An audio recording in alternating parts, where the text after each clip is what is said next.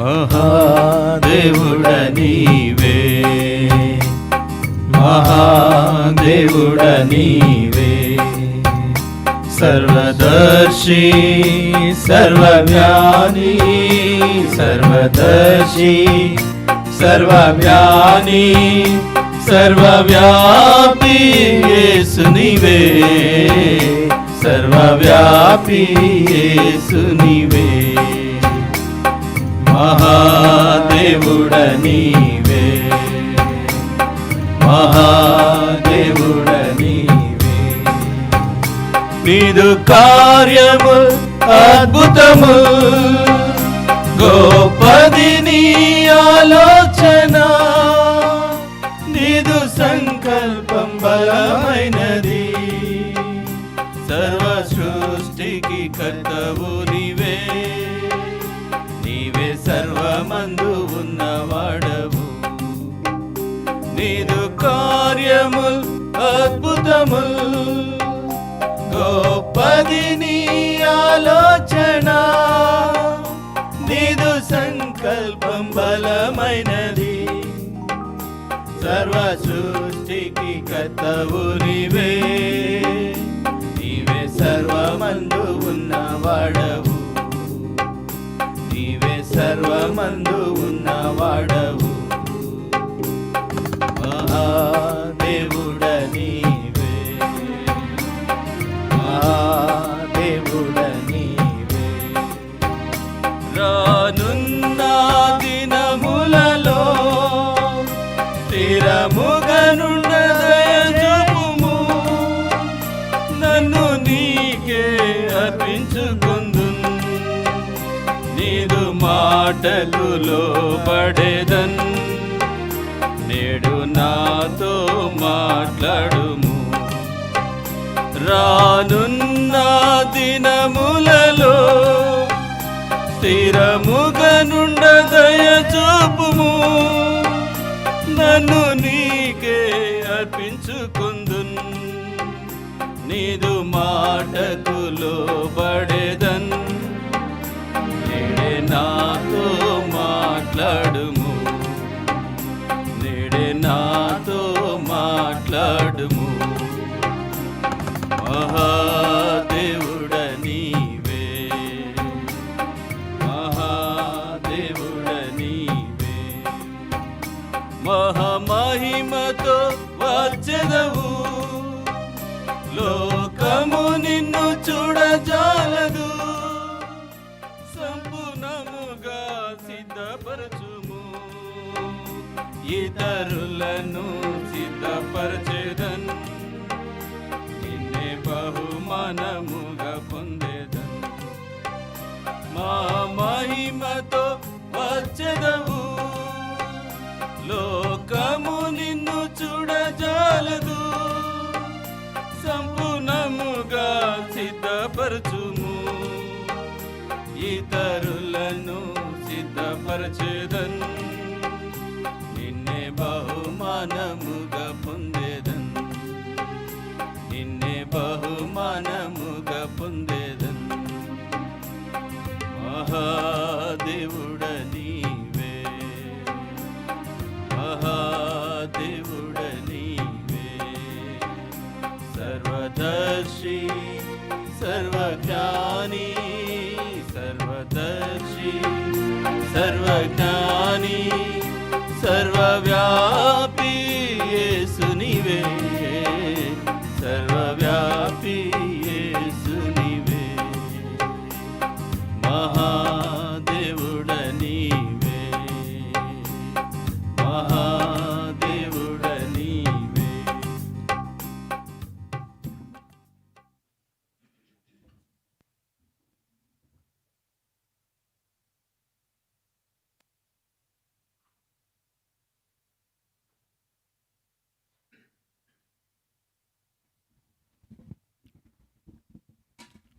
Praise the Lord and greetings to you in the mighty name of our Lord and Savior Jesus Christ. మన ప్రభువు మహోన్నతుడైనటువంటి బలాఢ్యుడైనటువంటి ప్రభు అయినటువంటి యేసుక్రీస్తు వారి నామంలో మీ అందరికీ శుభములు. जय मसीह की प्रिय भाइयों और बहनों, हमारे प्रभु परमेश्वर के नाम पे, प्रभु यीशु मसीह के नाम पे आप सभी लोगों को शुभकामनाएं। And today, for our meditation, we look from the scriptures, Numbers chapter 6, మన ఇక దినము వాక్యదానం కొరకై సంఖ్యాకాండము 6వ అధ్యాయం verse आज हमारे इस ध्यान मनन के लिए गिनती का किताब 6 अध्याय से हम वचन को देखेंगे। verse 23 and 26. We'll all read together. 23వ వచనము 26వ వచనము మనం అందరం కలిసి చదువుకుందాం. और 6 अध्याय के 23 पद और 26 पद सब लोग मिलकर पढ़ेंगे। Speak unto Aaron unto his son, saying, On this wise ye shall bless the children of Israel, saying unto them, The Lord lift up his countenance upon thee, కాంతిని and give దయచేసి thee నీకు సమాధానం peace. కలుగజేయునుగాక. We'll read once again. మరొకసారి చదువుదాం. और एक बार पढ़ेंगे।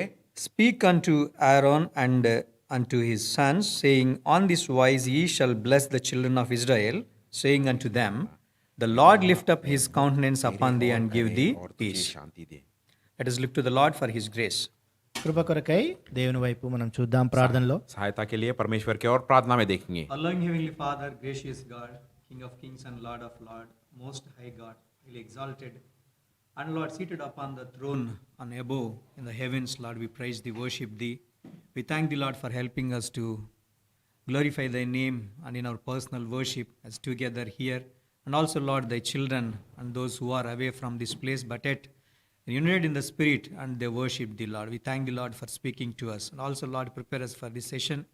Thy word is living word, thy word, Lord, and is strengtheneth us. Thy word is helping us to walk in this wilderness, in this darkened world, Lord. Thy word will help us, sustain us in this world, comforteth us, Lord. Thy word blesses us, Lord. Thank you, Jesus, Lord, for thy word.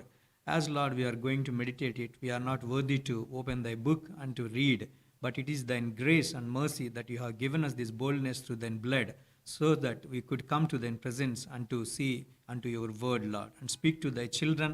Lord, this ministry and everything is for thy children, for thy sake, Lord, and we are the servants, we are standing here just to do the duty which thou hast given us, Lord. Help us. Lord, we hide behind thine cross, Lord. We bring ourselves on the sprinkling of thine precious blood.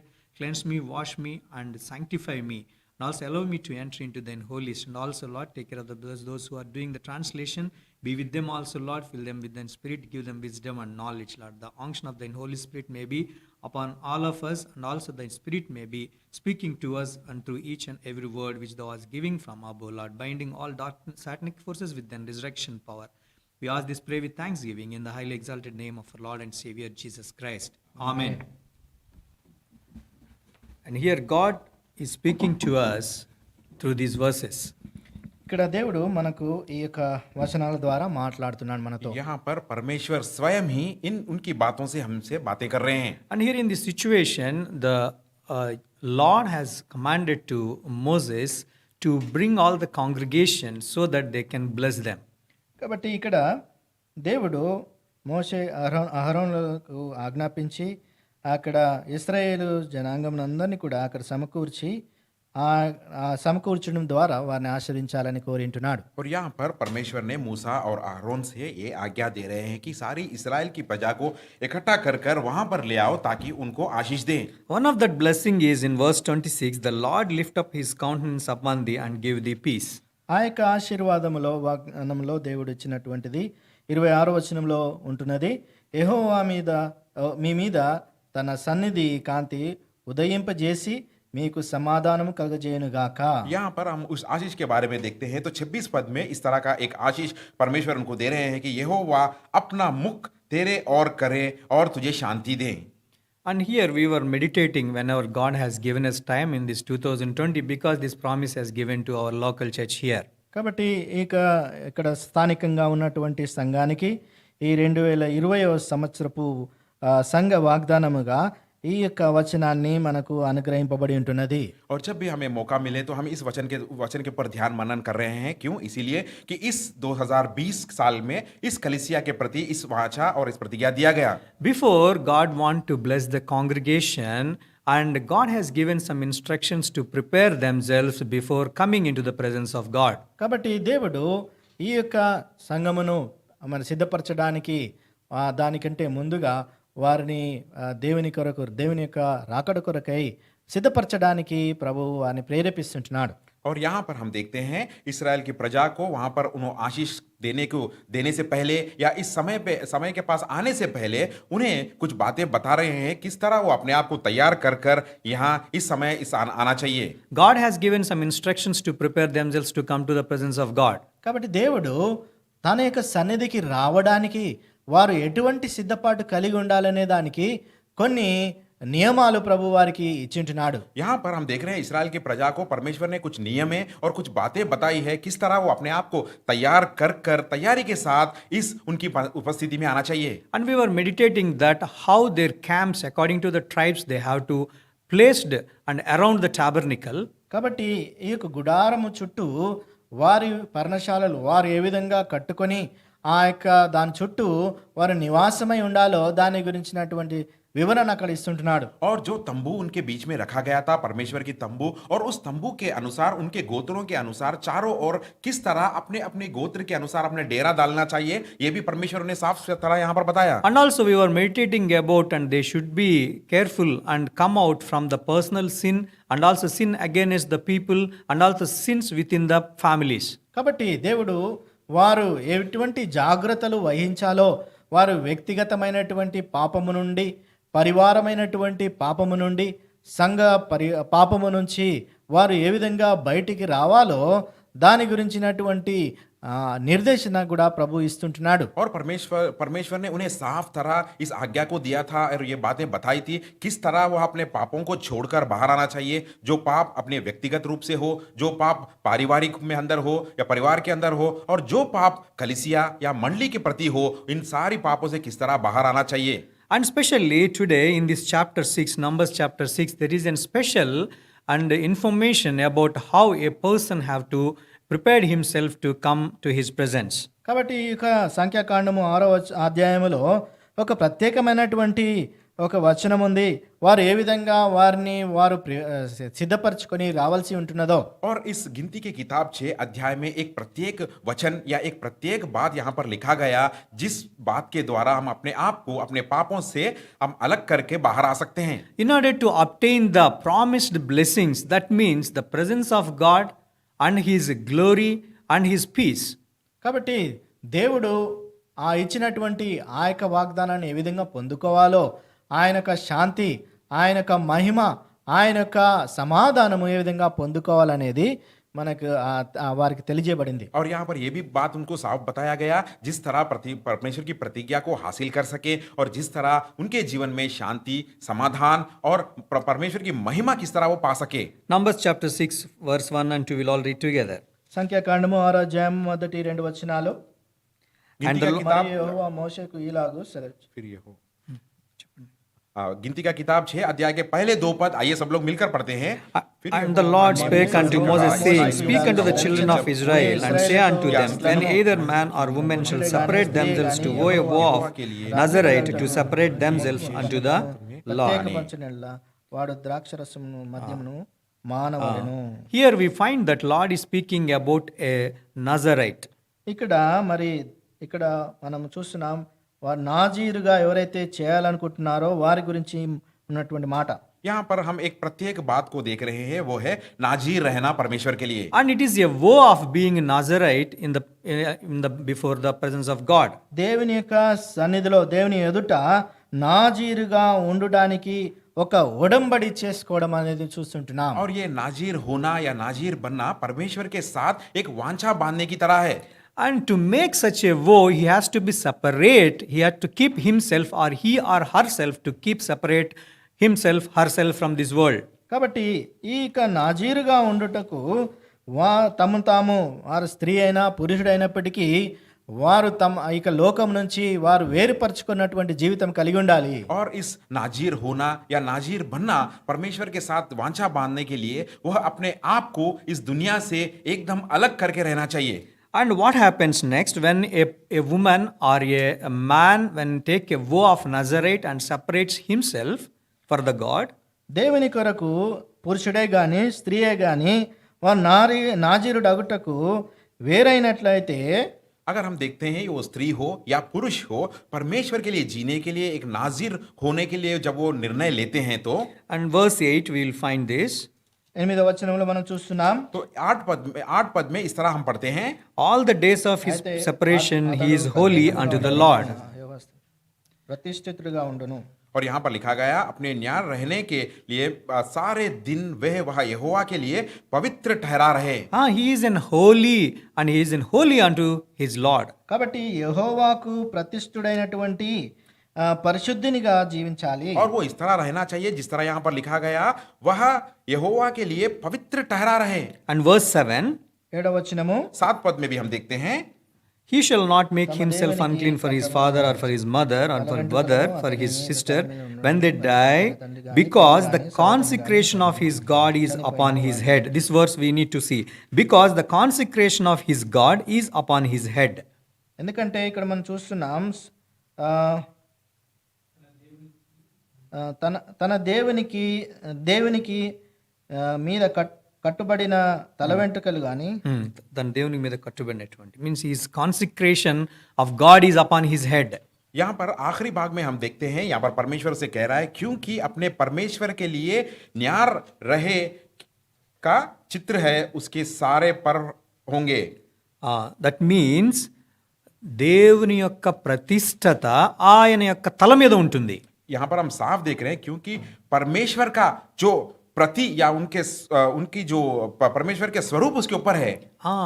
See, if you see the sequence, మరి ఇక్కడ మనం క్రమం చూసినట్టయితే यहाँ पर इन बातों की एक क्रम अगर हम देखेंगे तो, a woman or a man, ఒక స్త్రీ గాని పురుషుడు గాని, चाहे वो पुरुष हो चाहे वो एक स्त्री हो, and when they make a vow of the Nazarite, వారు ఇక నాజీరుడిగా ఉండడానికి నిర్ణయించుకున్నప్పుడు, और जब वो निर्णय लेते हैं या परमेश्वर से वाचा बांधे हैं कि वो नाजीर हो, for that they have to separate themselves, దాని కొరకై తమను తాము వారు వేరుపరచుకోవాలి. और इसके लिए वो अपने आप को सारी रीतियों से अलग करना चाहिए. when they separate themselves for God, ఎప్పుడైతే వారు దేవుని కొరకు ప్రత్యేకింపబడి ఉంటున్నారో, और जब वो परमेश्वर के लिए सारा कुछ छोड़कर अलग हो जाते हैं तो they will be holy unto the Lord. వారు దేవునికి పవిత్రులుగా ఉంటారు. और तब वो परमेश्वर के लिए पवित्र लोग ठहरेंगे. when they will be holy unto the Lord, ఎప్పుడైతే వారు పవిత్రులుగా దేవుని కొరకు ఉంటారో, और जब वो परमेश्वर के लिए पवित्र होकर ठहरेंगे, and there is a consecration of the God upon his head, కాబట్టి తన యొక్క తల మీద దేవుని యొక్క ప్రతిష్టత ఉంటుంది. और यहाँ पर लिखा गया, क्योंकि परमेश्वर के लिए और परमेश्वर का वो जो चित्र और उनके स्वरूप उनके ऊपर ठहरा रहेगा. when the consecration will be upon his head and there is a blessing in his life. ఎప్పుడైతే దేవుని యొక్క ప్రతిష్టత తన తలపైన ఉంటుందో, తన యొక్క జీవితంలో ఆశీర్వాదములు ఉంటాయి. और जब परमेश्वर की प्रसन्नता या परमेश्वर का चित्र उसके सर के ऊपर ठहरा रहेगा तो उसके जीवन में कहीं अधिक आशीष से भर जाएगा. This is what God want to give to us. ఇది దేవుడు మనకి ఇవ్వాలని కోరుచున్నాడు. और ये ही बातें परमेश्वर हमें देना चाहते हैं. Separation brings the Nazarite vow to come into the effect. కాబట్టి ప్రత్యేకింపబడము ద్వారా నాజీరుడగుటకు అది మన యొక్క జీవితంలో అది ఒప్పందం ఏర్పడుతుంది. और जब हम इस दुनिया से अलगावट या पाप से अलगावट रहेंगे तो नाजीर होने के लिए हम योग्य बनते हैं. This Nazarite situation will brings the holiness and consecration of the God upon you, and by then the blessings upon you and me. ఈ యొక్క నాజీరుగా ఉండడం ద్వారా ఉండడానికి నిర్ణయించుకోవడం ద్వారా దేవునికి ప్రతిష్టత చేయబడినటువంటి మన తల మీద ఆ యొక్క ఆశీర్వాదములు, ఆ యొక్క దీవెనలు కుమ్మరింపబడతాయి. और जब हम इस नाजीर होने की वांछा परमेश्वर से बांधते हैं, जब अलग हो जाते हैं तो परमेश्वर की प्रसन्नता, उनका चेहरा हमारे ऊपर आता है और इस तरह आने से अधिक आशीष हमारे जीवन में हम पाते हैं. Exodus chapter 32 verse 29. నిర్గమకాండము 32:29. 32వ అధ్యాయము 29వ వచనం. और निर्गमन का किताब 32 अध्याय के 19 पद में अगर हम देखेंगे We'll all read together. అందరం కలిసి చదువుదామండి. वचन को सब लोग मिलकर पढ़ते हैं. For Moses had said, consecrate yourself today to the Lord, even every man upon his son, upon his brother, that he may bestow upon you a blessing this day. आज तुम्हें वो आशीष दे. కొనడా నేను. Here the situation when Moses was with the God 40 days and 40 nights to get the commandments. ఇక్కడ పరిస్థితి ఏంటంటే మోషే మరి యెహోవా ఎదుట 40 దినములు 40 రాత్రులు ఉపవాసం ఉండి వచ్చినప్పుడు यहाँ पर हम देख रहे हैं इस तरह का संदर्भ यहाँ पर था जब मूसा ने 40 दिन और 40 रात परमेश्वर की उपस्थिति में बीता ताकि वह परमेश्वर से उस 10 आज्ञा को पा सके।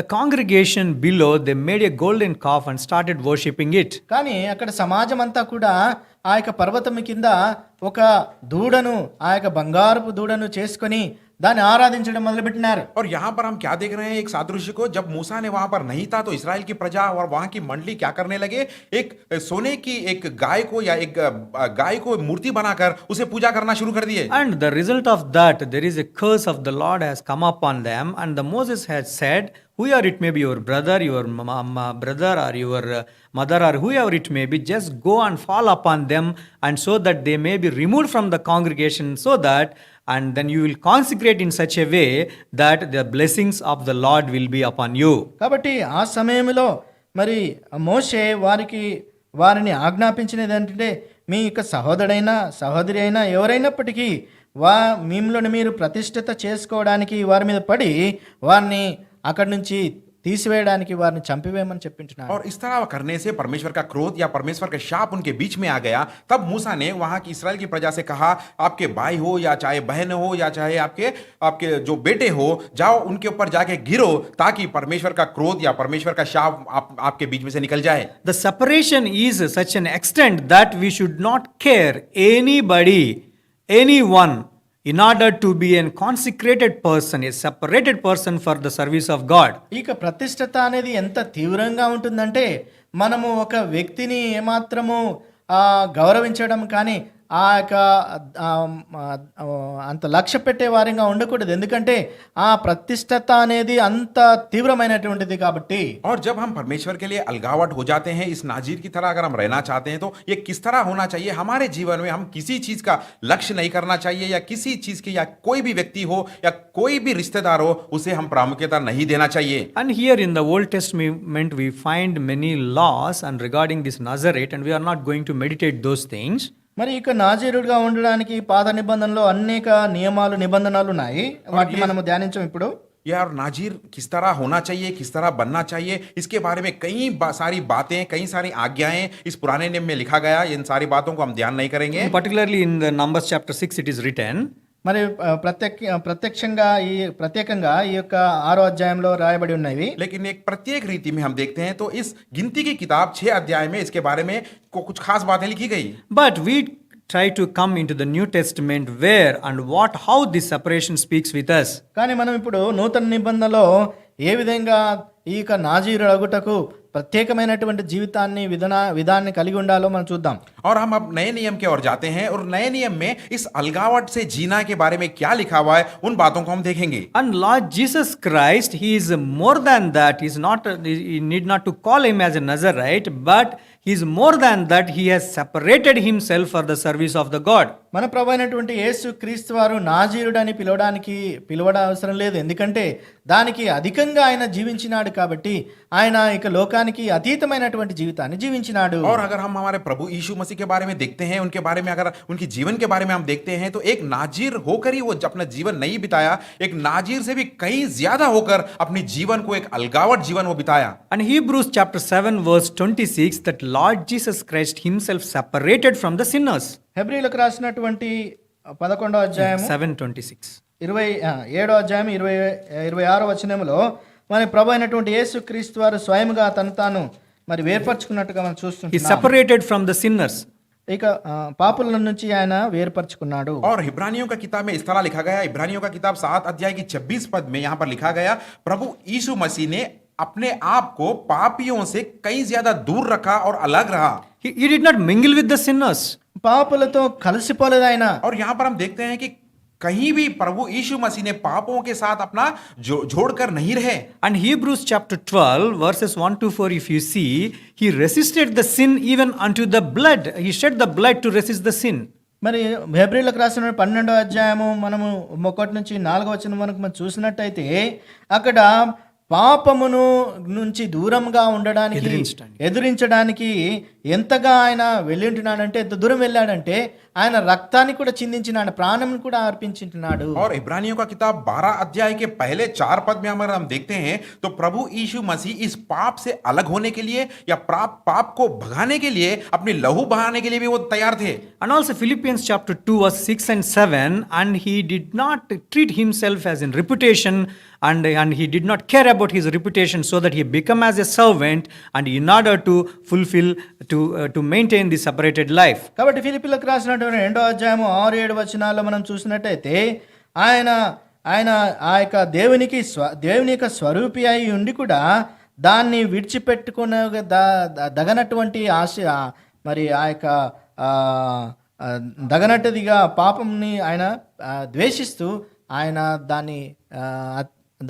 దానిపైన విజయం పొందినట్టుగా మనం చూస్తుంటున్నాం. और हम यहाँ पर देखते हैं फिलिपियों की पत्री 2 अध्याय के 6 और 7 पद में प्रभु यीशु मसीह उस पाप के विरुद्ध या एक परमेश्वर के पुत्र के स्वरूप में रहने के होकर भी वो पाप की किस तरह की वो तुलना में वो पाप को देखे हम देख सकते हैं. And also in Hebrews chapter 5 verse 5 we'll find that, and he did not glorify himself to become himself as an high priest, but he has humbled himself, and God has appointed him for that purpose. మన హెబ్రీయులకు రాసినటువంటి 5వ అధ్యాయం 5వ వచనం ప్రకారము ఆయన ప్రధాన యాజకుడు అయి ఉండి కూడా ప్రధాన యాజకుని యొక్క మహిమ పొందడానికి ఏమాత్రము ఆశించకుండా ఆయన కుమారుని స్వభావం ధరించుకొని ఆ యొక్క సేవకుని యొక్క స్వభావం ధరించుకున్నటువంటి వాడిగా ఉంటున్నాడు. और इब्रानियों का किताब 5 अध्याय के 5 पद में हम देखते हैं कि परमेश्वर महायाजक होने के बावजूद भी, परमेश्वर के पुत्र होने के बावजूद भी उस बढ़ाई अपने में कभी भी वो नहीं बतलाए. And 4 things we have seen about Lord Jesus Christ. ప్రభు అయినటువంటి యేసు క్రీస్తు వారి గురించి 4 విషయాలు మనం చూసినాం. और प्रभु यीशु मसीह के बारे में हम 4 बातें सुनते हुए आए. And these 4 things are only that he has consecrated himself for the Lord. He separated himself for the Lord for the purpose for which he had come to this world. కాబట్టి ఆయన ఈ 4 విషయాల్లో కూడా ఆయన దేవుని కొరకు తాను ప్రత్యేకపరచుకున్నటువంటి వాడిగా ఈ లోకానికి వచ్చినటువంటి దాన్ని ఆయన నిర్ధారించుంటున్నాడు. और ये 4 बातें प्रभु यीशु मसीह के बारे में ये दर्शाता है कि वह जिस उद्देश्य के लिए इस धरती पर आए वो उस उद्देश्य को वो जानते हुए प्रभु यीशु मसीह या परमेश्वर के लिए वो पूरा अपनी जीवन को सौंप कर अलगावट की जीवन दिए. Separated from the sinners, పాపుల నుంచి వేరుపడ్డాడు, पापियों से वो अपने जीवन को अलगावट रखे. and he fought and resist against the sin and shed the blood. పాపమునకు విరుద్ధముగా పోరాడి ఆ యొక్క పాపం జయించుంటున్నాడు. और पाप के विरुद्ध वो विरोधी थे और उसके लिए लड़कर अपनी लहू को भी बहाए. He did not care about his reputation as being a son of God.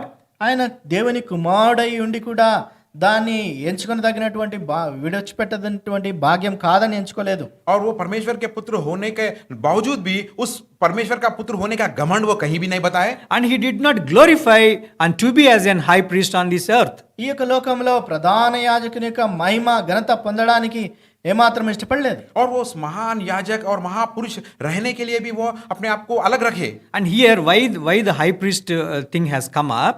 ఎందుకు ఇక్కడ ఈ ప్రధాన యాజకుని గురించినటువంటి మాట ఇక్కడ వస్తుంది సందర్భము? क्यों यहाँ पर एक महायाजक मनुष्य के बारे में कहा गया? And there in Numbers chapter 6, the high priest, the one, Moses and the Aaron, they were the one blessing the people.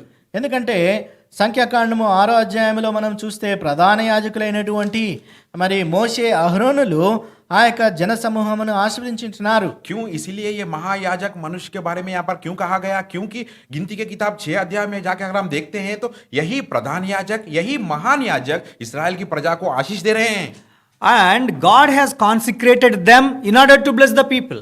కానీ దేవుడే స్వయముగా ఆ యొక్క వారిని ఆశీర్వదించి వారిని దీవించాడు కాబట్టి వారు ప్రతిష్ఠించినాడు కాబట్టి వారు ఆ యొక్క ప్రజలను ఆశీర్వదించగలిగింటున్నారు. क्योंकि परमेश्वर खुद उनको चुना है, उनको नियुक्त किया है और उन्हें प्रतिष्ठित किया कि वहां इस्राएल की प्रजा को वो आशीष दें.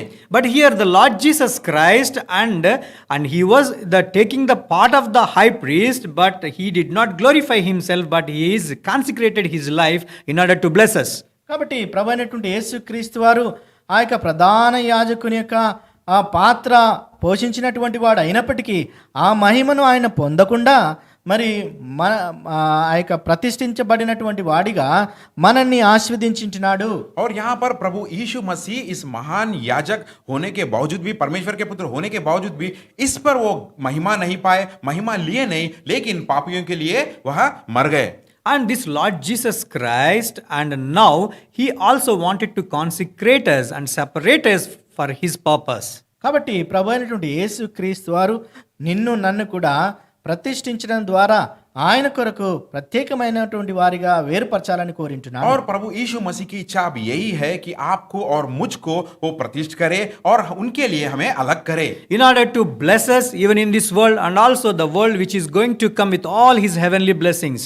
కాబట్టి ఈ యొక్క లోకములోను ఆ రానున్నటువంటి ఆ పరలోకంలోను కూడా సకలమైనటువంటి ఆశీర్వాదములతో మనల్ని ఆశీర్వదించడానికి ఆయన కోరుకొని ఉన్నాడు. और उनकी इच्छा यही है, वो चाहते यही है, केवल इस दुनिया में, इस धरती पर ही हमें आशीष ना दे, लेकिन आने वाले उनकी महान युग में, उस परलोक में भी हर तरह की आशीष से वो हमें भरना चाहते हैं. How did he do this? ఏ విధంగా దీన్ని ఆయన చేసి ఉంటున్నాడు? और प्रभु यीशु मसीह ने इस कार्य को किस तरह पूरा किया? According to Hebrews chapter 10 verse 20, that he made an new and a living way he has consecrated for us through his body. కాబట్టి ఆయన హెబ్రీయులకు రాసినటువంటి 10వ అధ్యాయం 20వ వచనం ప్రకారము ఆయన శరీరమందు నూతనమైనటువంటి మార్గాన్ని మన కొరకే ఏర్పరిచినాడు, ప్రతిష్ఠించుచున్నాడు. और ये बात को हम देख सकते हैं कि इब्रानियों का किताब 10 अध्याय के 20 पद में जो उन्होंने उनकी शरीर में से होकर हमारे लिए अभिषेक किए. That such a separated person who has consecrated himself for the Lord, that Lord Jesus Christ, by giving his body for us to be sacrificed on the cross of Calvary, through his body, and he has paved a new and living way, he consecrated a new and living way so that you and me also could enter into that consecration.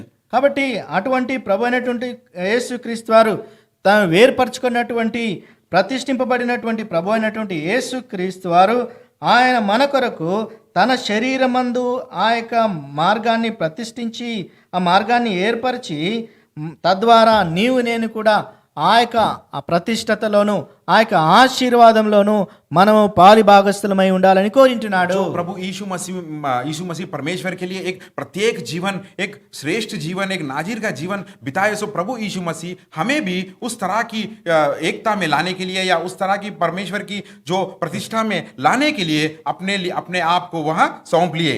How this has started in our lives? ఏ విధంగా అది మన జీవితంలో ఆరంభమై ఉంటుంది? और ये कार्य हमारे जीवन में किस तरह आरंभ हुआ? John chapter 17 verse 17, through his word he has sanctified us, he has consecrated us, in the truth he has sanctified us.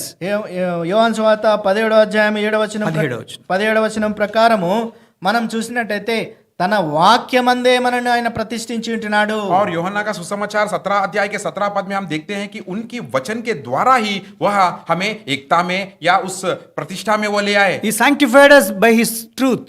ఆయన యొక్క సత్యాన్ని బట్టి మనల్ని ప్రతిష్ఠించినాడు. और उनकी सच्चाई के द्वारा वो हमें परिशुद्ध किए. Our truth is nothing but the Lord Jesus Christ and nothing but the word of God. ఆ సత్యము అది ఏదో కాదు, మన ప్రభు అయినటువంటి యేసుక్రీస్తు వారు ఆయన యొక్క వాక్యమే సత్యమై ఉంటున్నది. और यहाँ पर सच्चाई का मतलब क्या है? सच्चाई का मतलब प्रभु यीशु मसीह है, और वो सच्चाई यही है कि परमेश्वर का वचन ही है. And now you and me were part of that consecration by the Lord Jesus Christ, and who has separated us, and he has through his word he has changed our lives, and he sanctified us, and he made us to walk through his body and a new and living way which is consecrated for us, so that we may be a consecrated and separated person, sanctified person for them, for కాబట్టి him.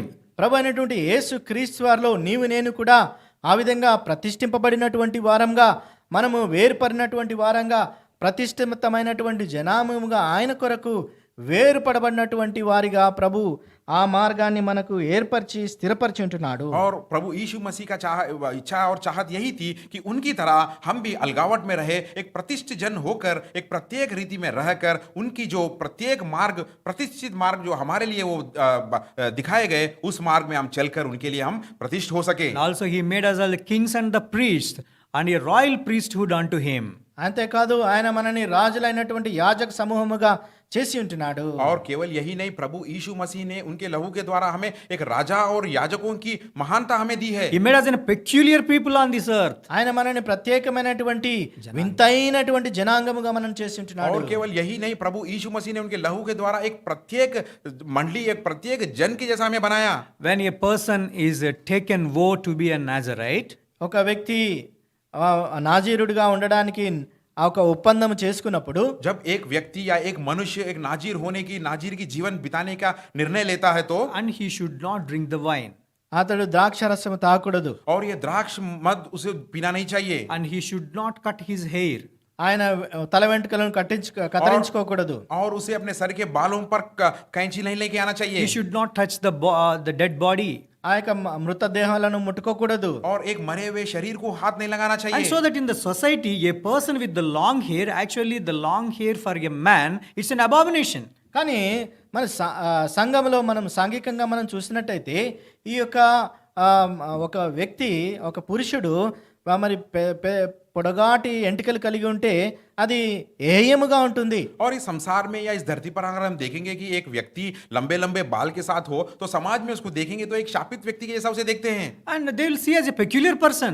ఎందుకంటే అటువంటి వ్యక్తిని ఎంతో వింతైనటువంటి వాణిగా చూస్తారు. और सारे लोग जब उस व्यक्ति को देखते हैं तो एक प्रत्येक नजर से देखते हैं उसे। And all were enjoying with the wine, he could not enjoy with the wine. మరి ఇతరులు మరి ఆ యొక్క ద్రాక్షారసమును, ఆ యొక్క పానీయమును పుచ్చుకునే వారిగా ఉంటున్నారు, కానీ ఆయన తీసుకోలేడు ఇప్పుడు. और सारे लोग अब उस दाग मधु को पीकर वो अपने आप को संतुष्ट कर पा रहे हैं, लेकिन इस व्यक्ति उस तरह नहीं कर पा रहा। His social life is restricted. He cannot go and see the dead one, and he cannot go and touch the dead body. ఆయన సాంఘికంగా కూడా వెళ్ళి మృతమైనటువంటి వారిని సందర్శిస్తూ ఆ మృతదేహాలను ముట్టుకోలేడు. और समाज में कोई रीति की कार्यक्रम में वो अपने आप में हिस्सादार नहीं ले सकता, भाग ही नहीं हो सकता। अगर कोई मृत्यु हो गए तो उनके पास वो जा नहीं सकता। Unfortunately, today the children of the believers, even the young people, those who are even accepted the Lord, three things to enjoy in the world, and to make their hair and their hairstyle in a restricted way, and to restrict their social life, they are not ready to do this.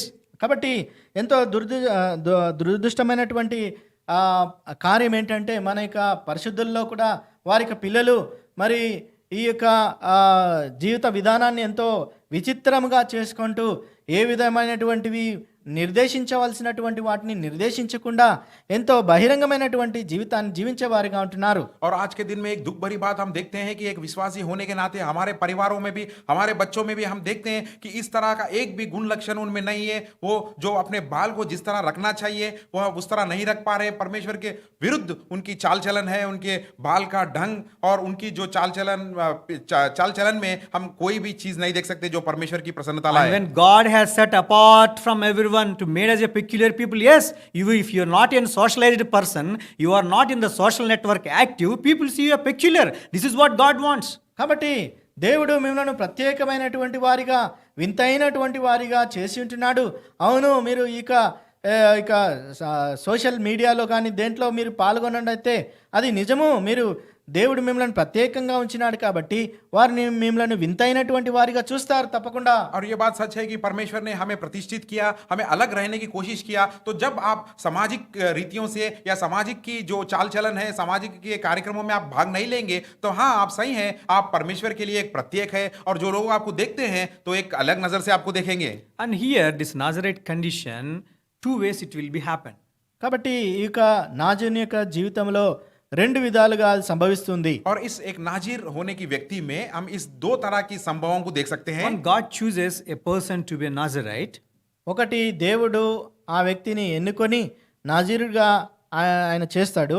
और परमेश्वर एक व्यक्ति को चुनकर वो कहता है कि नाजीर होकर जीने के लिए the persons will take themselves, they take decisions to be Nazarite, to separate themselves for the service of God. ఆ ఒక వ్యక్తి స్వయముగా తన్ను తాను నాజీరుగా ఉండడానికి నిర్ణయించుకొని దేవుని కొరకు ప్రత్యేకమైనటువంటి జీవితం కలిగి ఉండాలని ఆ యొక్క నిర్ణయాన్ని తీసుకుంటాడు. और हम ये भी देखते हैं कि कई लोग अपने आप निर्णय लेते हैं, निश्चय कर लेते हैं उनके जीवन में कि मैं परमेश्वर के लिए नाजीर रहूंगा और उनकी सेवा करूंगा कहकर। But in the New Testament, for all of us, we are all have been separated and sanctified and called out. The church means called out. He has called out from this world and has separately kept us. Each and everyone is a Nazarite, and each and everyone is a consecrated. Each and everyone is a sanctified for the purpose of the service of the Lord. కాబట్టి ఇక నూతన నిబంధనలో మనము అందరము కూడా సంఘముగా పిలువబడినటువంటి వారం, బయటికి పిలువబడినటువంటి వారం కాబట్టి మనము సంఘములో ప్రతిష్ఠించి ప్రత్యేకింపబడినటువంటి వారంగా, వేరుపరచబడినటువంటి వారంగా, ప్రతిష్ఠితమైనటువంటి జనాంగంగా ఉంటున్నాం.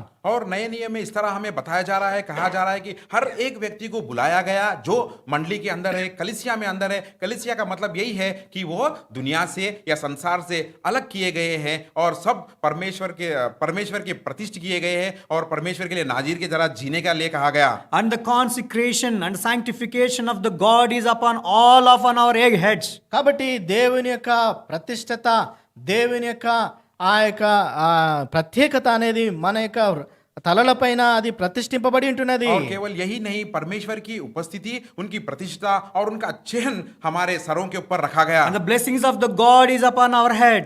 కాబట్టి దేవుని యొక్క ఆశీర్వాదములు మన యొక్క తలపై ఉంచబడి ఉంటున్నాయి. और केवल यही नहीं, परमेश्वर के आशीर्वाद और आशीषें हमारे सर पर रखा गया. That represents the presence of God always with us.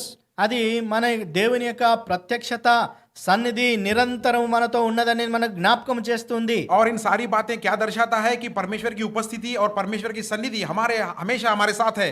Isaiah 51:11, that everlasting joy is upon our heads. యెషయా 51:11 ప్రకారము ఆ యొక్క నిత్య ఆనందము మన యొక్క తలలపైన నిత్యము ఉంటున్నది. और यशायाह का किताब 51 अध्याय के 11 पद में क्या कहा गया कि यहोवा की जो बढ़ाई हुई आशीष है, जय जयकार हमेशा हमारे सर पर है. What a wonderful position God has kept us. కాబట్టి దేవుడు ఎంత అద్భుతమైనటువంటి ఆ యొక్క స్థానములో మనల్ని ఉంచుంటున్నాడు. और कितनी महान स्थाई में परमेश्वर हमें रखा है. And these blessings God wanted to make sure until we enter into that heavenly kingdom and that we will enjoy in everlasting కాబట్టి life. ఈ యొక్క ఆశీర్వాదములు మనము తప్పకుండా ఆ యొక్క పరలోక రాజ్యంలో ప్రవేశించినప్పుడు మనం పొందాలని ఆ యొక్క నిర్ణయంతో ప్రభువు మనల్ని ఆశీర్వదిస్తూ వేచి ఉంటున్నాడు. और परमेश्वर की चाहत, उनकी इच्छा यही है ताकि हम जब तक उनके अंदर या उनके परलोक में प्रवेश ना हो सके तब तक इस आशीषों को हम पाते रहे और वहां पर जाने के बाद भी हम इस आशीषों को पा सके. In the living word, God has kept some examples so that for an exhortation for us. కాబట్టి దేవుని యొక్క జీవ వాక్యములో అనేకమైనటువంటి ఉదాహరణలు మనకు ఒక ఉదాహరణముగా ఉంచడానికి మనకి ఉంచుంటున్నాడు. और परमेश्वर ने उनके पवित्र शास्त्र में हमें उत्साहित करने के लिए, हमें जीवित करने के लिए कई सारी बातें यहाँ पर लिख के रखे हैं. If you see the life of Samson, సంసోను యొక్క జీవితాన్ని చూసినట్టయితే, समसोन के जीवन के बारे में अगर आप ध्यान करेंगे तो God has chosen him to be a Nazarite from his mother's womb. తన యొక్క తల్లి గర్భములోంచే అతని నాజీరుడిగా ప్రభు ఏర్పరిచి ఉంటున్నాడు. और समसोन को परमेश्वर ने उसकी माँ के पेट से नाजीर रहने के लिए इच्छा की थी. And his parents were so strict until he gave birth. They gave birth to him and they were also lead a life of the separated life. వారు అతనికి ఎంతో మరి నియమ నిబంధనలతో ఉన్నటువంటి వారై ఆ కుమారుని జన్మించి వారు కూడా ప్రత్యేకమైనటువంటి జీవిత విధానాన్ని కలిగి ఉంటున్నారు. और उस समसोन के माता पिता ने जब तक समसोन को जन्म नहीं दिया तब तक बहुत ही कठोर रीति में इस नाजीर होने का नियम निबंध का पालन किया और उसको जन्म देने के बाद भी उस तरह जीने की वो लोग कोशिश की. As Samson grew up, the spirit of the Lord has come upon him. కాబట్టి ఆ యొక్క సంసోను పెరిగి పెద్దగా అవుతా ఉన్నప్పుడు దేవుని యొక్క ఆత్మ అతని పైన ప్రవేశించి అతన్ని ఆవరించి ఉంటున్నది. जब समसोन का जन्म हुआ, जब वो पाल पोस कर बड़ा हो रहा था, जिस जरा वो बड़ाई कर रहा था, परमेश्वर की पवित्र आत्मा उस पर थी. And whenever is needed, the mightily the spirit of the God was coming upon him. ఆ యొక్క అవస్థతను కొలది దేవుని యొక్క పవిత్ర ఆత్మ అతన్ని ప్రోత్సహిస్తూ అతన్ని ప్రోత్సాహపరుస్తూ ఉన్నది మీదికి వస్తూ. जब भी उसकी कोई भी आवश्यकता होती थी, जब भी कोई कार्य करना होता था तो उसके ऊपर परमेश्वर की पवित्र आत्मा अद्भुत रीति से उसके ऊपर आता था. When he was thirsty and he was supposed to die, when he prayed, instantly God opened the earth and brought the water for him. అతను మృతమయ్యే చనిపోవాల్సినటువంటి స్థితిలో ఉన్నప్పుడు దేవుడు అతని కొరకై భూమిని తెరిచి నీళ్లు ఇచ్చింటున్నాడు. जब समसोन ने प्यास से भरा था, प्यास के साथ उसकी मृत्यु होने वाली थी, तब परमेश्वर ने जमीन खोलकर उसे पानी दिया. When he prayed in the last moment of his life, and also God has answered his prayers. ఆయన యొక్క జీవితం యొక్క చివరి క్షణాల్లో ప్రార్థించినప్పుడు దేవుడు అతని యొక్క మొరను ఆలకించి ఉంటున్నాడు. और जब उसकी जिंदगी की आखिरी घड़ियों में भी जब उसने प्रार्थना की, परमेश्वर से विनती की, तो परमेश्वर ने उसकी प्रार्थना सुनी. Hebrews chapter 11 verse 32, and we can find that he has been and his testimony has been recorded and approved as a faithful person, and is one of the heroes of the faith. కాబట్టి హెబ్రీయులకు రాసినటువంటి 11వ అధ్యాయము 32వ వచనం ప్రకారము అతను ఆ యొక్క ప్రత్యేకింపబడినటువంటి వ్యక్తిగా ఆ యొక్క విశ్వాస వీరుల్లో జాబితాల్లో అతను కూడా చేర్చబడి ఉంటున్నాడు. और हम इसका सादृश्य और इसकी एक गवाही हम देख सकते हैं इब्रानियों की किताब 11 अध्याय के 32 पद में, कि वही विश्वास वीरों की जो पट्टी है उसके अंदर उसका नाम भी लिखा गया था. And he was like judge over the Israel when the Philistines were as enemies 20 years. He was as a judge. ఫిలిస్తీయులు విరోధులుగా ఆ యొక్క శత్రువులుగా ఉన్నప్పుడు 20 సంవత్సరాలు అతను న్యాయాధిపతిగా ఇశ్రాయేలును అతను పోషిస్తూ వారిని నిర్దేశిస్తూ ఉంటున్నాడు. जब इस्राएल प्रजा के विरुद्ध जो फालिस्तीनी लोग उनके दुश्मन थे, तब 20 साल तक समसोन ने उनकी न्याय विमर्श करते रहा. In spite of all his failures, in spite of all his mistakes, in spite of all his weaknesses, but God was with him graciously, and he was fulfilling his purposes. ఆయన ప్రతి ఓటమిలోనూ ఆ దేవుని యందు ఓడిపోయినటువంటి వాడిగా, జీవనములో ఓడిపోయినటువంటి వాడిగా ఉన్నప్పటికీ కూడా దేవుడు అతనితో ఉంటూ అతని యొక్క ఓటమి అన్నిట్లో కూడా ప్రభు జయమును చేసి ఉంటున్నాడు. और इसकी जीवन के में हम इस तरह देखते हैं कि उसकी जीवन के चाल चलन में कहीं उतार चढ़ाव में कहीं वो गिर गया था, कई बार हार चुका था, कई बार परमेश्वर के विरुद्ध पाप करने के बावजूद भी परमेश्वर की उपस्थिति कहीं भी उसे छोड़कर नहीं You गई. see in the scripture, మనం వాక్యంలో చూసినట్టయితే पवित्र शास्त्र में हम इस तरह देखते हैं, and the Holy Spirit did not mention the great heroics of his 20 years span, but his weaknesses have been mentioned more and explained in a more clear way.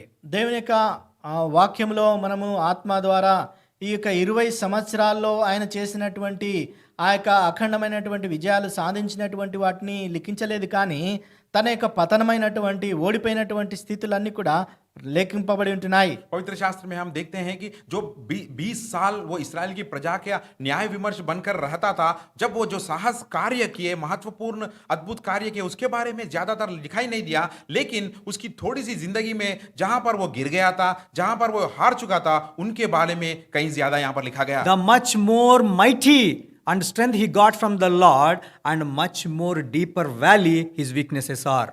కాబట్టి ఆయన ఎంతగా ఉన్నతమైనటువంటి శిఖరాగ్రికి ఆ యొక్క దేవుని అందరి ఆత్మ ద్వారా ప్రేరేపింపబడ్డాడో, శక్తిని పొందింటున్నాడో, అంతగా ఆ యొక్క పాపం అనే పతనములో లోపలికి ఇంకా చొచ్చుకొని వెళ్ళిపోయి ఉంటున్నాడు. तो पवित्र आत्मा के द्वारा, परमेश्वर के द्वारा जो महान शक्ति कितनी ऊंचाई तक उससे दी गई थी, उस ऊंचाई की शक्ति से ज्यादा उसकी कमजोरियां और उसकी गिरने की जो अगाध था, पाताल था, वो कहीं ज्यादा था. This is what God wanted to teach to us. ఇది దేవుడు మనకి బోధించాలని కోరుతుంటున్నాడు. और आज के दिन परमेश्वर यही हमें सिखाना चाह रहे हैं और बताना चाह रहे हैं. And Samson started his life, and slowly he has degraded himself from the status of the Nazarite with various activities. కాబట్టి ఇక సంసోను తన యొక్క జీవితంలో నాజరుడిగా క్రమేణా తరుగుతూ తన యొక్క పాపపు జీవితాన్ని బట్టి క్రమేణా ఆయన క్షీణిస్తూ వెళ్ళి ఉంటున్నాడు. और समसोन ने जिस नाजीर काम के लिए उसे चुना गया था, उस नाजीर कार्य से, उसके गिरावट की वजह से, उसके कई पतन कार्य की वजह से उस नाजीर की जीवन से धीरे धीरे हटता गया. And according to the Numbers chapter 6 verse 3 and 4, if you see, a person who is separated himself to be a Nazarite, even he should not and touch the wine or any grape in dry or wet, or any husk also he should not touch. సంఖ్యాకాండము 6వ అధ్యాయంలో మనం చూసినట్టయితే మనం అక్కడ చూస్తాము 3-4 వచనాల్లో మనం చూస్తాము, ఒక ద్రాక్షారసంనైనా ఆ యొక్క మరణించినటువంటి దేహాన్ని ద్రాక్షారసమైన పచ్చివి కానీ ఏది కానీ పండువి కానీ ఆయన ఆ ద్రాక్ష పండ్లను కానీ ఆ ద్రాక్ష రసంను కానీ ఆయన ముట్టకూడదు. और यहाँ पर गिनती की किताब 6 अध्याय के 2 और 3 पद में इस तरह साफ तरह लिखा गया, जो व्यक्ति नाजीर के जैसा चुना गया, नाजीर के लिए जीने के लिए वो अलगावट किया गया, वह दाख मधु और उसको रस को हाथ लगाना ही नहीं, केवल उसे नहीं, लेकिन उस फल को या सुक्की हो या जो पकी हुई हो उसे भी वो हाथ नहीं लगाना चाहिए. But what he did first, he entered when he started to see that woman, and he entered into a vineyard. కానీ ఇక్కడ మనం చూస్తున్నాం ఏంటంటే శాంసన్. అతను సంసోను తన యొక్క జీవితంలో ఆ యొక్క స్త్రీని చూసినప్పుడు ఆ యొక్క ద్రాక్ష తోటలోనికి ప్రవేశించినాడు ఆయన. और यहाँ पर हम देख रहे हैं समसून के जीवन में जब उसने एक स्त्री को देखा था, उस स्त्री को देखने के बाद वो क्या किया, सीधे ही उस दाख मधु की बगीचे में चला गया.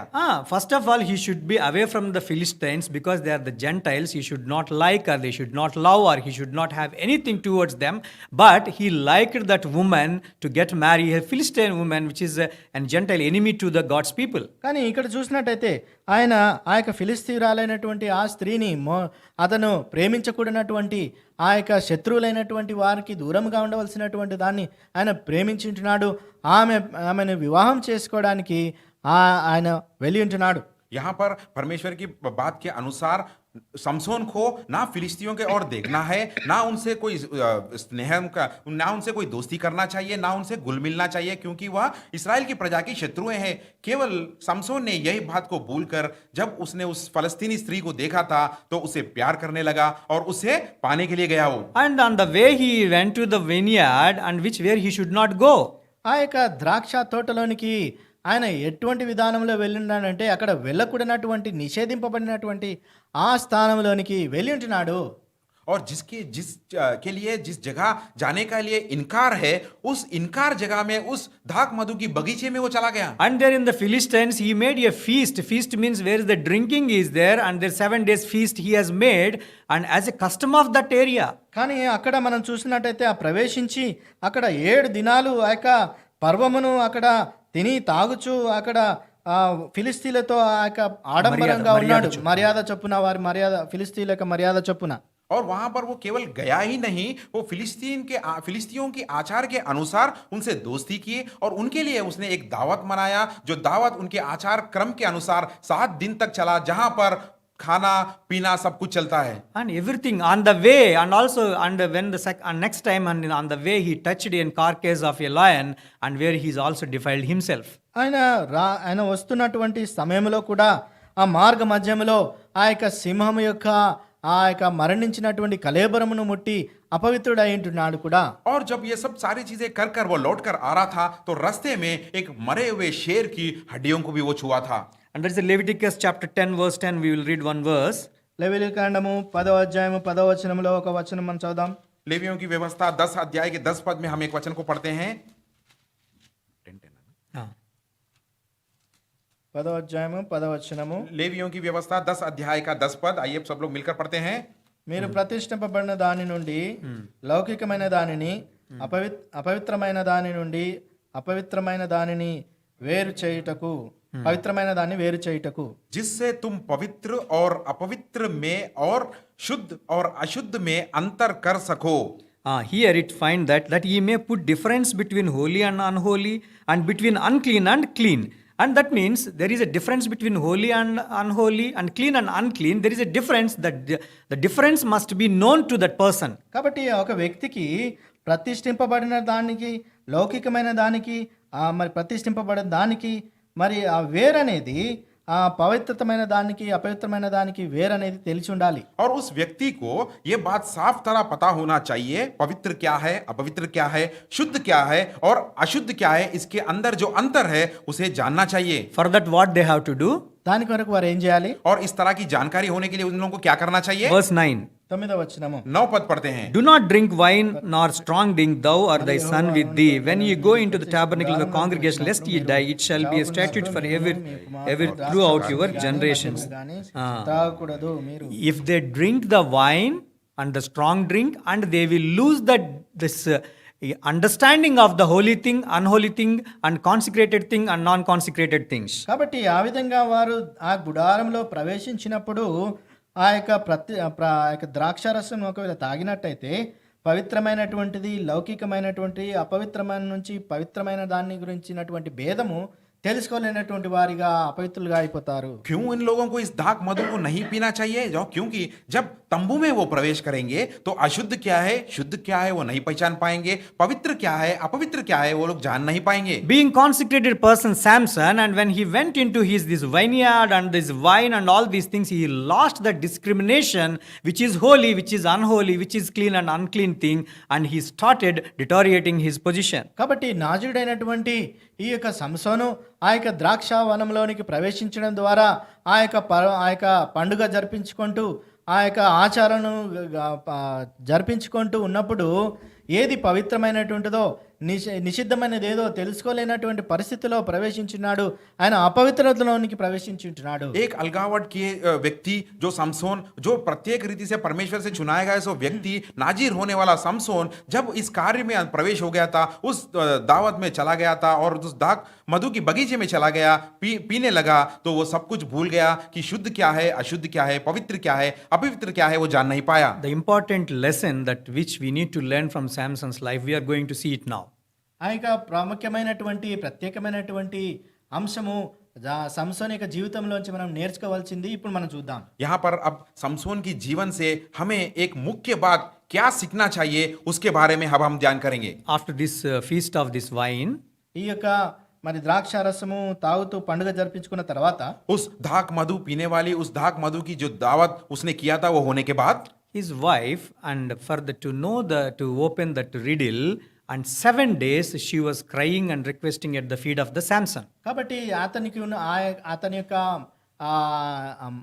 ఉన్నటువంటి బలం యొక్క మర్మాన్ని తెలుసుకోవడం, The kada bhavam. ఆ కథ యొక్క భావాన్ని తెలుసుకోవడానికి ఆమె 7 దినాలు ఆ విధంగా ఏడుస్తూ ఉన్నది. అడిగింది అతన్ని. అతను అడుగుతూ ఉన్నది 7 దినాలు ఏడుస్తూ. और यहाँ पर एक समसोन के द्वारा एक बात बताई गई थी, एक कहानी सुनाई गई थी, और उस कहानी का अंतर या उसके कहानी की एक राज या एक छुड़ावा सुनने के लिए, उसे जानने के लिए 7 दिन तक वह रोती रही, गिड़गिड़ाती रही उसके पास. And he said that even I did not told my parents like that, he said, but finally and on the 7th day he yielded and tell the truth to her. కాబట్టి నేను నా యొక్క తల్లిదండ్రులకు కూడా దీన్ని చెప్పలేదు విప్పలేదు అని చెప్తూ చివరికి ఆ యొక్క 7వ దినమున దాని యొక్క రహస్యాన్ని చెప్పి ఉంటున్నాడు. और 7 दिन तक वो उसकी पत्नी से ये कहता रहा कि इस कहानी की राज या उस कहानी की रहस्य मैं अपने माता पिता को भी आज तक नहीं बता सका, लेकिन 7 दिन के बाद उसकी पत्नी के सामने उस राज को खोल दिया. But after 20 years, ఆ తర్వాత 20 సంవత్సరాలు గతించిన తర్వాత अगर हम देखते हैं वही 20 साल के बाद and again the Delilah, when he comes to his life, ఆ యొక్క దలీలా తన యొక్క జీవితంలోనికి తిరిగి వచ్చినప్పుడు और वो स्त्री जो नाम दलीला नाम की स्त्री दोबारा उसकी जीवन में जब आई तो and continuously 3 times she asked ఆమె 3 about the secret of his strength. ఆయన యొక్క శక్తికి కలిగినటువంటి ఆ యొక్క రహస్యాన్ని ఆమె 3 సార్లు అడిగి ఉంటుంది. और जो सामसोन की शक्ति का राज क्या है 3 बार वो उसके सामने पूछती रही. But he didn't wait until 7 times as first time he did, but 4th time he revealed it.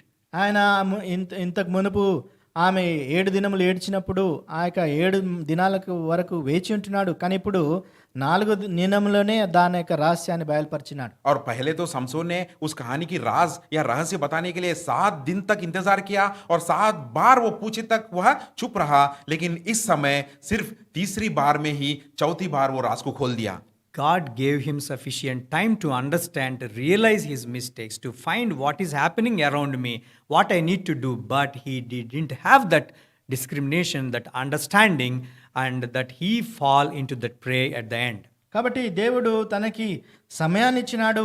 ఆ యొక్క ఆయన చుట్టూ జరుగుతున్నటువంటివి ఏంటి అనేది తెలుసుకోవడానికి ఆ యొక్క పరిస్థితులన్నీ కూడా ప్రభువు అతనికి ఇచ్చినప్పటికీ అవన్నీ కూడా తెలుసుకోలేకపోయి ఆ యొక్క ఊబిలో ఆయన చిక్కుకొని పోయి ఉంటున్నాడు. परमेश्वर ने उसे कहीं ज्यादा वक्त दिया था कि उसके आजू बाजू या उसके चारों ओर क्या हो रहा उसे समझने की कोशिश करें या उसे समझ सके, लेकिन वह पूरी तरह उस कार्यक्रम में डूब चुका था, वह समझ नहीं पाया. God gives time and chance and space and opportunity to understand the things and to repent ourselves and again to come unto under his consecration, so that his consecration may be on our head all the time. కాబట్టి దేవుడు మనకి సమయాన్ని ఇస్తుంటున్నాడు, స్థలాన్ని ఇస్తుంటున్నాడు, ఆ యొక్క విశాలత కూడా ఇస్తుంటున్నాడు. తద్వారా మనము తిరిగి ఆ పరిస్థితులను తెరుచుకొని ప్రతిష్ఠింపబడి ఆయన యొక్క ప్రతిష్టతలో మనం ఆ యొక్క ఆశీర్వదింపబడాలని. परमेश्वर हमें भी कई मौके दे रहे हैं, कई समय दे रहे हैं, कई सारा जगह बनाकर हमें दे रहे हैं कि हमारे चारों ओर क्या हो रहा है उसे समझकर पश्चाताप होकर हम उनके पास दोबारा आए, ताकि उनकी प्रसन्नता हम पर रहे और हम अलगावट होकर उनकी प्रसन्नता में रहे. Samson was not aware that God has left him. సంసోను తన యొక్క జీవితంలో దేవుని యొక్క సన్నిధి అతని నుంచి వెళ్ళిపోయిందనే ఆ యొక్క ఆ జ్ఞానము ఆయనకు లేకుండా ఉండి ఉంటుంది. समसोन की स्थिति इस तरह हो गया था कि वो पूरी तरह भूल चुका था, जान नहीं पाया कि परमेश्वर उसे छोड़कर बिखर गए कहकर. And then we know that how he has died in the end. మనకు తెలుసు చివరిగా అతను ఏ విధంగా చనిపోయి ఉంటున్నాడు. और हम सब लोग जानते हैं किस तरह समसोन की मृत्यु हो गई. God is giving time to us today. దేవుడు మనకు కూడా ఈ సమయాన్ని ఇస్తుంటున్నాడు. और आज परमेश्वर हमें समय दे रहे हैं. And Revelation chapter 2, we can find there in chapter 2, Lord is speaking to the Thyatira that I have given a space for the repentance, but it could not repent. కాబట్టి ప్రకటన 2వ అధ్యాయంలో మనం చూస్తున్నాం థియతైరాలో ఉన్నటువంటి సంఘానికి ప్రభు సమయం ఇస్తుంటున్నాడు. వారు ఆ యొక్క మారు మనసు పొందడానికి కానీ ఆ యొక్క సమయాన్ని 2:21 ప్రకటన 2వ అధ్యాయం 21వ. And I gave her space to repent for her fornication, and she repented not.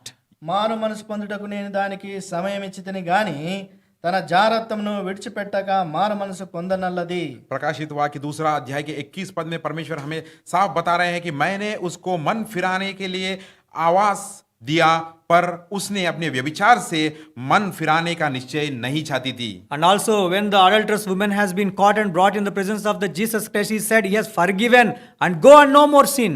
కాబట్టి ఆ యొక్క వ్యభిచారంలో పట్టబడినటువంటి స్త్రీని కూడా ప్రభు అయినటువంటి యేసు క్రీస్తు వారి యొద్దకు తీసుకొని వచ్చినప్పుడు ఆమెను క్షమిస్తూ నేను క్షమిస్తున్నాను, ఇక మీదట ఈ పాపం ఎన్నడూ చేయకమని ఆమెతో చెప్పింటున్నాడు. जब प्रभु यीशु मसीह के सामने एक स्त्री जो व्यभिचार करते हुए रंगे हाथ पकड़े गई थी, जब उसको प्रभु यीशु मसीह के पास ले आया गया तो प्रभु यीशु मसीह ने उसे माफ कर कहा कि मैं तुझे माफ करता हूं, जा दोबारा जाकर पाप मत कर. And God is also speaking to us. What about you and me? He is giving space and time for us to understand the circumstances around us, the things which are happening around us, happening in our lives. What I need to learn from this. కాబట్టి దేవుడు కూడా మనకు సమయం ఇస్తుంటున్నాడు. మన యొక్క చుట్టూ జరుగుతున్నటువంటి పరిస్థితులన్నీ కూడా ఈ యొక్క కార్యకలాపాలన్నీ కూడా చూస్తూ మన మధ్యలో ఏం జరుగుతుందనే గ్రహింపు కొరకు ప్రభు వేచి ఉంటున్నాడు. और परमेश्वर आज हमें भी समय दे रहे हैं, जगह दे रहे हैं, चारों ओर एक विशाल जगह हमारे लिए बना के रखे हैं ताकि हम समझ सके हमारे चारों ओर क्या हो रहा है और समझकर किस तरह हमें जीवन को आगे ले जाना है. परमेश्वर हमें मौका दे रहे हैं. Every incident that God allowed in our life is wanted to teach a lesson for us that we need to remember always. కాబట్టి దేవుడు మన యొక్క జీవితంలో అనుమతిస్తున్నటువంటి ప్రతి సందర్భము కూడా మనం ఒక గొప్ప పాఠాన్ని నేర్చుకోవాలని దేవుడు ఆశిస్తుంటున్నాడు. మనం దాని గురించి నేర్చుకోవాలి. जो कोई परिस्थितियां परमेश्वर हमारे जीवन में ले आ रहे हैं, जिस तरह की जांच परख से वो हमें देख रहे हैं, ले आ रहे हैं, ये सारी बातों को एक ध्यान से हमें देखना चाहिए, समझना चाहिए कि एक नया पाठ हमारे जीवन में सीखने को मिल रहा है. Any incident happens, it's a positive or negative, then I need to go to the presence of God and I seek, Lord, what I need to learn from this? You teach me. If I have any positive things, I should not high up, or negative things, I should not go down. But I need to learn something out of it so that my consecration may be always there and God's consecration may be there on our head and that thereby the blessings. కాబట్టి మన యొక్క జీవితంలో సంభవించే ప్రతి సంఘటన కూడా అనుకూలమైనప్పటికీ ప్రతికూలమైనప్పటికీ ఆ యొక్క ప్రతికూల పరిస్థితిలో మనము దిగజారే వారంగాను, అనుకూలమైతే ఉన్నతమైనటువంటి పరిస్థితులకి రావడానికి ఆ విధంగా ఉండకుండా మనము సరైనటువంటి వాటిని మనం నేర్చుకోవాలి. हमारे जीवन में भी हर तरह की परिस्थिति हो, चाहे वो अच्छा हो या भला हो, चाहे वो बुरा हो, इससे हमें क्या सीखना चाहिए? हर समय में अच्छा भी हो या भला भी हो, परमेश्वर की उपस्थिति में उनके चरणों पर जाकर हमें ये प्रार्थना करना चाहिए, परमेश्वर मेरे जीवन में जो कार्य हुआ है अच्छा या बुरा, उसे देखकर अच्छाई से देखकर मैं किस तरह बढ़ोतरी में जाना चाहिए और और बुराई को देखकर मैं किस तरह कम होकर नीचे होकर हटना चाहिए, ताकि इस तरह जीवन जीने से परमेश्वर की उपस्थिति हमारे सर से ना जाए, उनकी प्रतिष्ठा हमारे सर से ना जाए, तब इस तरह रहने से उनकी आशीष भी हमारे ऊपर Now रहे। that is the reason in the New Testament Lord Jesus Christ has made a way for us and how we need to maintain with him the relationship. కాబట్టి నూతన నిబంధనలో ప్రభు అయినటువంటి యేసు క్రీస్తు వారు ఆ యొక్క మార్గస్థాపన చేసి ఉంటున్నాడు. ఆ యొక్క సంబంధములో మనం ఏ విధంగా కొనసాగాలి. और नए नियम में परमेश्वर ने हमें चुनकर अलगावट कर हमारे लिए एक मार्ग को दर्शाया है, एक मार्ग को वहां पर बना के रखा है। तो इस मार्ग में चलकर हमारे संबंध प्रभु यीशु मसीह से किस तरह हम शक्तिवंत कर रह सकते हैं। 5 minutes we are going to conclude this. 5 నిమిషాలు మనము ముగించబోతుంటున్నాం. सिर्फ 5 मिनट में हम इस सभा को अंत करेंगे। And same vineyard, same wine, where it's a negative purposes it is written, but in the New Testament God has changed everything so that we may not fall into these things in our life. అదే ఆ యొక్క ద్రాక్షవనము అది ఇక్కడ ప్రతికూలత ఉన్నది, కానీ ప్రభు ఆ యొక్క పరిస్థితులన్నిటి కూడా మార్చి మన యొక్క జీవిత విధానాన్ని మార్చి ఉంటున్నాడు. वही दाख मधु की बगीचा को हम देख रहे हैं, लेकिन नए नियम में प्रभु यीशु मसीह ने सब कुछ बदल कर हमें इस यहाँ पर खड़ा किया। And Jesus Christ as a true wine, and he has invited unto him, and through that consecrated way he wanted us to be abide in him so that we will be in him always. కాబట్టి ప్రభు అయినటువంటి యేసు క్రీస్తు వారు నిజమైనటువంటి ద్రాక్షావళిగా అతనిలో మనము ఉండడం ద్వారా మనము వర్ధిల్లుతూ అతనిలో మనము కొనసాగే వారంగా ఉండాలని ఆయన ఆశిస్తూ ఉంటున్నాడు. और उसी दाख मधु की डाल नए नियम में भी बताया गया कि वही दाख मधु की डाल वो प्रभु यीशु मसीह है, जिसमें हमें बांध कर लगाव रखकर उसके साथ रहना चाहिए, ताकि उनकी जो अलगावट की जो प्रतिष्ठित हमारे ऊपर रह सके। This we can find in John Gospel chapter 15. యోహాను సువార్త 15వ అధ్యాయంలో మనం దాన్ని కనుగొనవచ్చును. ये बात को हम यूहन्ना की सुसमाचार 15 अध्याय में देख सकते हैं। Ephesians chapter 5 we can see that, and we should not be unheavy with the drink, but you should be filled with the Spirit. కాబట్టి ఎఫెసీయులకు రాసినటువంటి 5వ అధ్యాయంలో మనం చూస్తాము, మనం మత్తులై ఉండకుండా ఆత్మవశులమై ఉండాలి. और एफिसियों की पत्री 5 अध्याय में हम देखते हैं कि हम जो आज पिए हुए के पन में नहीं रहना चाहिए, कि आत्मा में हमें जागते रहना चाहिए। In the Lord Jesus Christ as a true wine, we are in him, and the Holy Spirit is fully in us, and so that we will be away from this and the drunkenness of this world, and we will have that discretion to distinguish between the clean and the unclean, holy and the unholy things in this world. కాబట్టి ప్రభు అయినటువంటి యేసు క్రీస్తు వారు నిజమైనటువంటి ద్రాక్షవల్లిగా మనము ఆయనలో ఉన్నప్పుడు మనము ఆయనలో ఉంటూ మనము ఈ యొక్క లోకములో ఉన్నటువంటి అశుద్ధమైనటువంటి వాటిని తెలుసుకుంటూ దానికి వేరుగా ఉండడానికి మన దేవుడు మనకు సహాయం చేస్తుంటాడు. और प्रभु यीशु मसीह हमारे जो सच्चे और दाख मधु की डाल है, उनके अंदर अगर हम बांध के रहेंगे तो उनकी जो पवित्र आत्मा हमारे पर रहेगी, और इन सारी चीजों से हम अलग होकर रहेंगे। And now after having this condition, he has invited unto be as a co-laborers along with him to work in the vineyard. కాబట్టి ఇవన్నీ కలిగి ఉండి ఆయన మనకిచ్చినటువంటి ఆహ్వానము చొప్పున మనము ఆయనతో కూడా సహదాసులుగా ఆయనతో పని చేయడానికి ప్రభు మనల్ని పిలిచి ఉంటున్నాడు. और इन सारी बातें होने के बाद परमेश्वर के दाख मधु की डाल में हम बांध के रहने के बाद अब उनकी दाख मधु की बगीचे में उनके साथ काम करने के लिए हमें परमेश्वर बुलाए And हैं। this is what Apostle Paul also writing in 1 Corinthians chapter 3. We are not going to see that. మాదే అపొస్తలుడైన పౌలు కూడా మొదటి కొరింథీయులకు రాసినట్టు 3వ అధ్యాయంలో రాస్తూ ఉంటున్నాడు. 3:9. 3వ అధ్యాయం 9వ వచనము. और अपोस्तल पौलुस जी ने कोरिन्थियों की पत्री 3 अध्याय के 9 पद में भी ये बात साफ तरह लिख रहे हैं, हम पढ़ेंगे नहीं। Thou now we are laborers in his vineyard, being in the Lord Jesus Christ filled with the Spirit. కాబట్టి మనము దేవుని యొక్క జత పనివారముగా ఆయన యొక్క వ్యవసాయకుడిగా ఆయనతో కలిసి ఉంటున్నాం మనం పనిలో. और वो कह रहे हैं कि प्रभु यीशु मसीह की उस दाख मधु की बगीचे में हम उनकी आत्मा से भरपूर होकर हम एक सहभागी होकर काम करने वाले हैं। And three things we'll see very quickly in 3 minutes. Isaiah chapter 28. యెషయా గ్రంథము 20వ అధ్యాయంలో 28వ అధ్యాయం మనం చూద్దాం. 3 విషయాలు క్లుప్తంగా మనం చూద్దాం త్వరగా. 3 बातों के बारे में जल्दी हम देखेंगे। पहले सबसे यशायाह का किताब 28 अध्याय, And we'll see in verse 23. See, as a laborer in his vineyard, 23వ వచనంలో మనం చూస్తున్నాం, ఒక వ్యవసాయకునిగా తన యొక్క వ్యవసాయంలో ఉన్నట్టు పనిచేస్తున్నటువంటి వారు. 23 वचन के अनुसार हम देखते हैं कि जिस तरह उनकी दाख मधु की बगीचे में एक काम करने जैसा how God gives that understanding. దేవుడు వారికి ఏ విధంగా అటువంటి ఆ జ్ఞానాన్ని ఇస్తుంటున్నాడు. Verse 26. 26వ వచనము 26 पद में हम देखते हैं We all read परमेश्वर किस together. तरह की समझ दे रहे हैं. For his God doth instruct him to discretion and doth teach him. बतलाता है. When we work in his vineyard, he will give that discretion to work and that understanding, and he will teach us. కాబట్టి ఆయన యొక్క పొలములో ఆయన యొక్క వనములో మనం పనిచేస్తున్నప్పుడు దేవుడే స్వయముగా ఆ యొక్క క్రమాన్ని నిర్దేశిస్తూ ఆయన వారికి బోధించేవాడిగా ఉంటున్నాడు. और यहाँ पर हम देखते हैं कि ठीक ठीक काम करने के लिए परमेश्वर खुद ही अपने को सिखलाता है. Verse 29. 29వ వచనము 19 पद. This also cometh forth from the Lord of hosts, which is wonderful in counsel and excellent in working.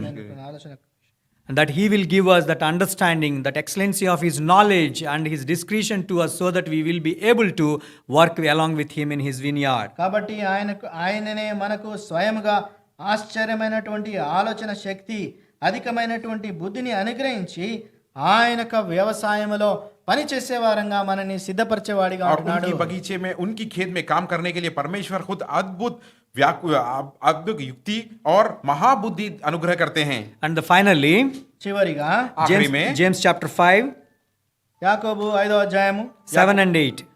7-8 వచనాలు. याकूब का किताब 5 अध्याय के 7 और 8 पद. We'll all read together. सब लोग मिलकर पढ़ेंगे. Be patient, therefore, brethren, unto the coming of the Lord. Behold, the husbandman waiteth for the precious fruit of the earth, and hath long patience for it until receive the early and latter rain. Be also patient, establish your hearts, for the coming of the Lord draweth nigh. So this is the ultimate blessing which we are going to get, being in his vineyard and being consecrated in him, as his consecration is upon us. కాబట్టి ఆయన యొక్క వ్యవసాయకుడిగా ఆయన యొక్క వ్యవసాయంలో మనము కూడా ఓపికతో ఉంటూ మనం చేయబడినటువంటి వారుగా ప్రతిష్ఠ జనముగా మనం కొనసాగాలి. और अंत में इस तरह के आशीष हम पाएंगे जो धीरज के साथ हम उनकी जो बगीचे में उनके खेत में अगर हम निश्चय के साथ काम करेंगे तो ये प्रतिफल हमें मिलने वाला है. Patiently waiting for the Lord Jesus Christ, patiently waiting for the results, and patiently working with the husbandman, our Lord Jesus Christ. కాబట్టి ఓపికతో మన ప్రభు అయినటువంటి యేసు క్రీస్తు వారి కొరకు, మన యొక్క వ్యవసాయకుని కొరకు, ఆ యొక్క మనకు రావాల్సినటువంటి దాని కొరకు మనం ఓపికతో మనం వేచి ఉండాలి. और धीरज बांधकर हौसला बांधकर प्रभु यीशु मसीह के लिए और उनके लिए हम इंतजार करना और उनके कार्य के लिए हमें इंतजार करना. May God bless this portion. దేవుడి యొక్క వాక్యాన్ని దీవించును గాక. परमेश्वर इस वचन को आशीष दे.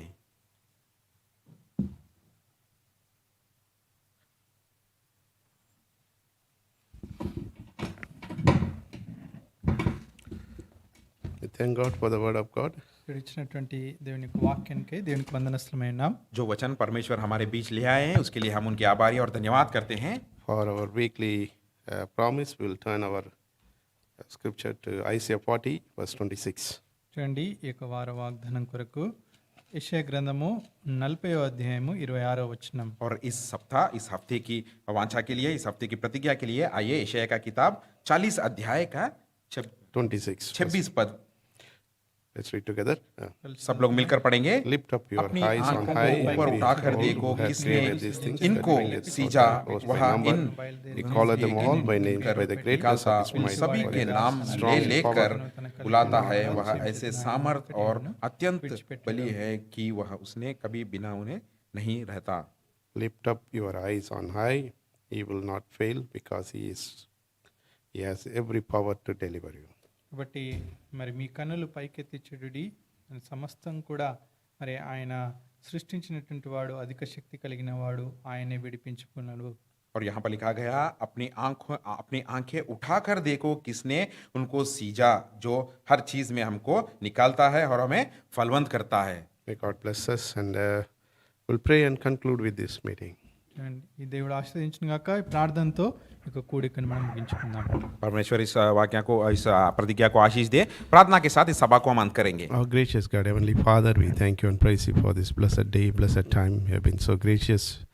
Help us to come around this place to, Lord, even lift up our worship, hear your voice, and understand about the scriptural truth. Thank you and praise you for this facility, for this time also.